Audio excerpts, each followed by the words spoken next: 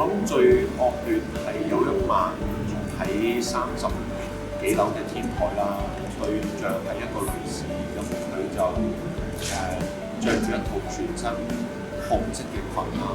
對於我哋嚟講，呢個係單高危案，而當晚嘅氣温亦都好低啦。喺個對話裏邊，個女士又飲過酒啦，佢自己本身受到呢個感情嘅困擾啦。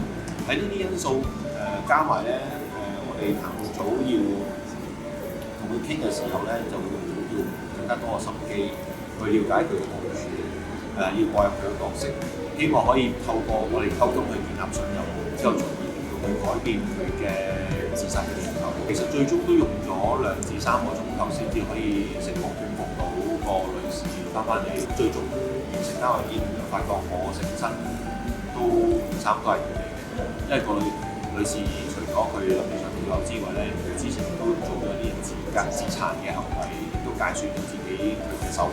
所以對於我嚟講，呢單案件都好深刻。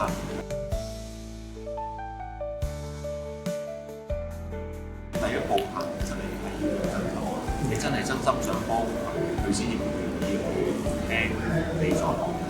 你抱住一個敷衍嘅心態去好快就會感受到。咁第二樣嘢就係我本身係一個都健談嘅人，同埋受過訓練啦，我哋會用一啲技巧去打開嘅話匣子。咁只要一打開話匣子嘅話，咁好快就可以繼續溝通落去。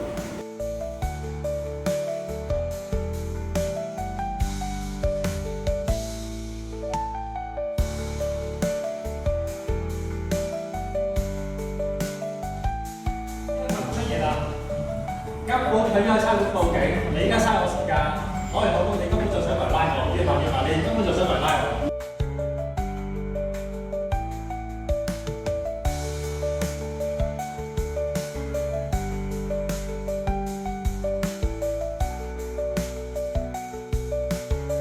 你都要有一個好堅定嘅信念，你先至可以咧事半功倍。